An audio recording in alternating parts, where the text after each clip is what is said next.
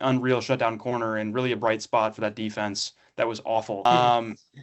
Yeah, Mansoor Delane plugs up a lot of holes on day one. I think he's truly elite. I mean, in this class, he definitely was. Had the second lowest QBR allowed out of any corner that we charted. First was Chris Johnson, who went to the Dolphins, which I think you can argue that, okay, competition level, whatever. Mansoor It's Delane was true, in yeah. the high 30s, I think 37 QBR allowed. Just an unreal shutdown corner and really a bright spot for that defense that was awful. And then you move on and you get Peter Woods, who he's going to be the next, if you will, the next Chris Jones ish. If you're like bringing him up like that, I don't know if I really don't think they're the same player, but I think Peter Woods is a guy that Spags is going to be quite happy with.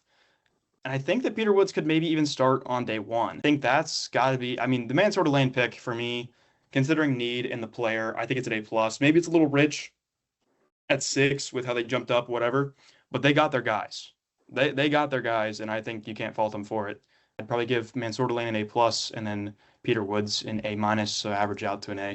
When they traded up though, I was not expecting them to take Delane. They took Delane. I'm fine with that. I like the pick.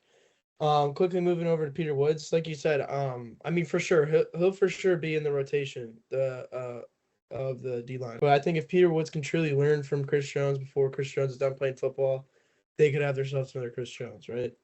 I really liked both picks. You feel huge need at corner with Delane. So I think I'm gonna give the Delane pick an A, and the Peter Woods pick a B plus, averaging out to an A minus. So I think Delane's obviously a phenomenal player, true shutdown corner. But I don't know if the value was likable. I think they were just Really worried good about shout. because once the Giants went Arvo Reese, which I don't think they're ever going to go corner, but like once that happened, yeah, I think that was obviously the reason they felt they needed to move up.